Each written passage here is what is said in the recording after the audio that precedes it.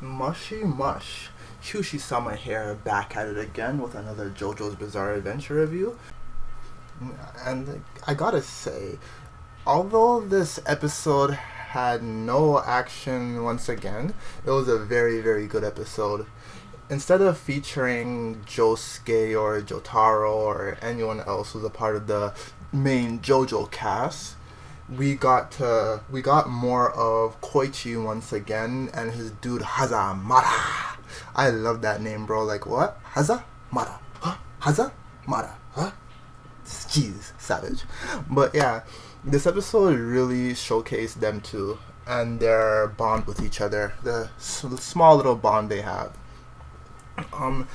We got to find out that both of these two love mangas, just like myself. They really, really love manga. And they find out that there's this mangaka who's in town named Roshan. And he'll be staying in Japan for quite some time. So who knows how much we'll see this guy in the future episodes.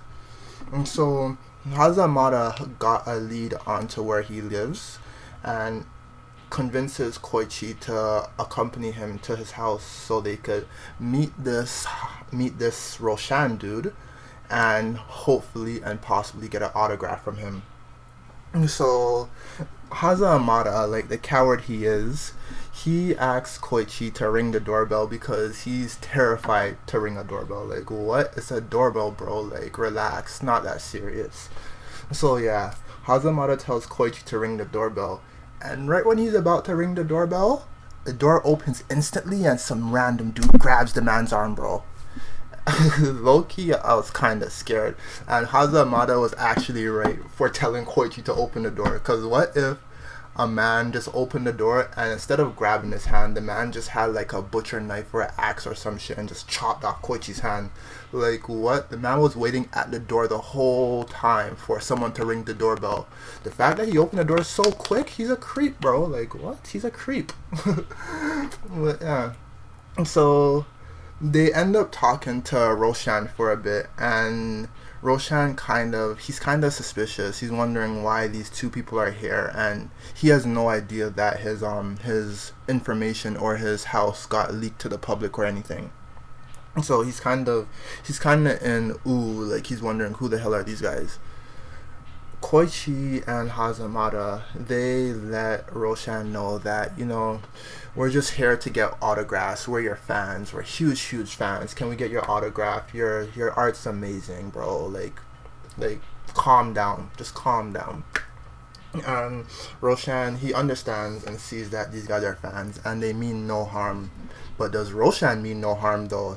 Dun dun dun. So yeah. Hazamada and Koichi, they end up going upstairs into Roshan's studio. And boy, Roshan, they get to find out that he is a really hard worker, and this man is like so into his mangas. Like, when he creates mangas, he breathes manga, he eats manga, he lives manga, he shits manga. So like, he really is manga itself. And we find out that he actually is a creep.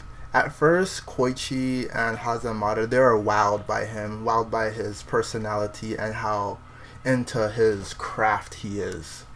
But later on, this guy starts talking about a whole bunch of weird shit. First, he's talking about like manga is reality. You need to have reality to have manga, which I kind of agree with because you can't have art without basing it off of something that's real or basing it off of anything. And everything in this world is real, so if you're basing your art off something, it's going to be based off something that's real, right? So yeah, we find out like how into his manga he is. And after he talks about like how manga should be all realistic and shit, this man gets more in depth and he sees a spider and he's like, yo, to be a manga, you really have to analyze the spider. You have to be one with the spider. You have to know how the spider legs move, know how the spider breathes, know where the spider's pee hole is, know where the spider's butt web hole thing is, and all of that. And Koichi and Hazamada, they're like, oh my gosh, this guy is so cool. He analyzes everything to the brim and all of that. And then this guy starts to take it overboard, and he stuffs a freaking knife into the spider, and he's like, also, you have to know how a spider suffers. You have to know how a spider dies and how he screams in agony and all of this. And Koichi and Hazamada are like, just looking at him, wondering, yo, what's wrong with this dude?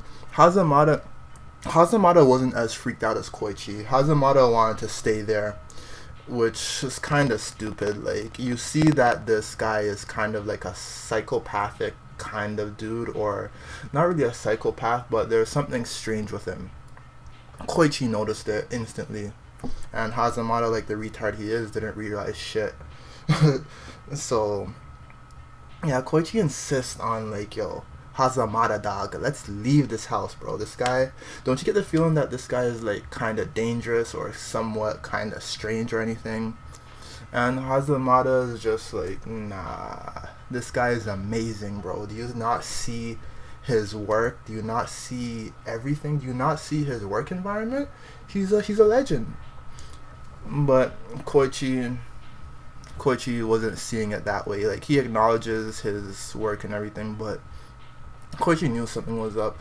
And so Roshan, he ends up leaving the room to get some tea for these guys. And when he left, it was actually a setup. He left them in the room on purpose so they could explore the room and hopefully find something that he wants them to find. But Koichi and Hazamada does not know this at all. So Hazamada sees an envelope, and in this envelope it is the one and only manuscript for the legendary manga. I have no idea what the manga name was, but the legendary manga, we'll just call it that right now. So these two friggin' Foss kids decide, well, Hazamada, it was his idea to go into this go into the envelope and kind of explore it, and he convinces Koichi to do the same. Like, once they find out a manuscript for the upcoming chapter for the manga that Roshan did, these guys just start foaming out their mouth, and they end up taking the manuscript out of the envelope. And bruh, when I say the manuscript was like glowing and like aura was coming out of it, like the manuscript was turning Super Saiyan basically. And at first I thought the manga was just that good, that like blue flames and aura and friggin' purple flame and ooze was just coming out because it was just that good, but that wasn't the case. Apparently this manuscript was a part of Roshan's stand ability. And what his stand did to these two, Hazamada and Koichi, it turned them into living, breathing mangas. So these guys got turned into mangas, and Roshan is gonna now use them. He basically set them up to look inside of there, and now he's gonna use them as material for their manga. So his ability basically is to turn someone into manga, and he's able to rewrite, analyze, and do whatever he wants to that person's whole history of his life. So he knows Koichi's history, he knows who he is, and he learned everything about Koichi, and he's super fascinated about everything about Koichi. And yeah, he ends up like ripping pages out of him, and when he ripped the page out of him, god damn, that probably hurt. There was blood coming out. That's probably like ripping off a limb or ripping off a piece of your brain. That's what it pretty much is. He ripped off a piece of his brain to get more information about him to apply it to his manga. And Roshan, he actually he went to Hazamada to see his history and his life, but Hazamada is a scumbag. This guy plays with his nuts in class. He tries to rape girls, but he's a waste man, so he can't do anything. So yeah, who cares about him? Roshan doesn't care about him. I don't care about him. He's a waste man. He's not a waste man. He's an interesting character, but I'm just gonna say he's a waste man for the sake of this review, because he is a waste man. But yeah, so Roshan he's just reading them, and what really tripped me out was after we see like not Roshan, after we see Koichi and Hazamada screaming out their lungs, like screaming for their lives and crying, the scene cuts, and then we see Hazamada and Koichi just walking out their business like, hey, that autograph was amazing. That Roshan guy is so cool. He's amazing. I just want to be his best friend. You want to go back there tomorrow? Little do they know that this guy just basically like ripped out a piece of his brain, friggin' kills spiders, he licks spiders and all that. They have no memory of what happened in Roshan's house because Roshan erased their memory. And yeah, they just left. They had no idea what happened. And Koichi ended up losing 20 pounds because when Roshan ripped the page out of his head, out of his face, ripped a piece of his brain out of his intestines or whatever, he lost 20 pounds from that, 20 kilos or whatever. So Koichi has no idea how he lost that whatsoever, which really sucks. And by the end of this episode, Koichi, I guess Hazamada, what he did was he rewrote in Koichi's memory for him to come back to his house the following day or something like that. He rewrote in Koichi's memory so Koichi will have no memory of the past day, what happened. All he knows is that he got an autograph and he had a good time. So the next day he has no idea what happened and he finds himself unknowingly somehow walking to Roshan's house. And he walks into the house and he's done. Like, why do you walk in there? He's done. His memory's gonna be like gone. Who knows what's gonna happen from there on? And luckily, Josuke and what's his name? But luckily, Josuke and Okiyatsu realized that Koichi wasn't walking in the direction of the school. Instead, he took a different path and went to some strange place. And Okiyatsu was wondering whose house could this guy have walked into. Like, where are you going? Why did you walk into this house? At first, they assumed that it's a female's house, but that was just an assumption. They're going to investigate more on this, of course, and possibly save Koichi in the next episode.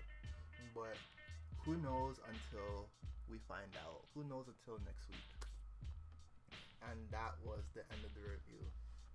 And I gotta say, this episode, I loved it still because I want to be a mangaka in the future, and this guy, he's a mangaka and he admires it just like myself. Only if I had that power. If I had that power, would I use it? Low key, I'll probably use it on every single person in the world, and then just rewrite that little whatever I did to them out of their memory. I'm joking. I'm not that evil still, or am I? But yeah, and that's it for this review. JoJo's Bizarre Adventure, episode number 13. I gotta say, this show is a really bizarre show. And if you like mystery or anything that's unexpected, suspense, action, comedy, any of it, watch this show.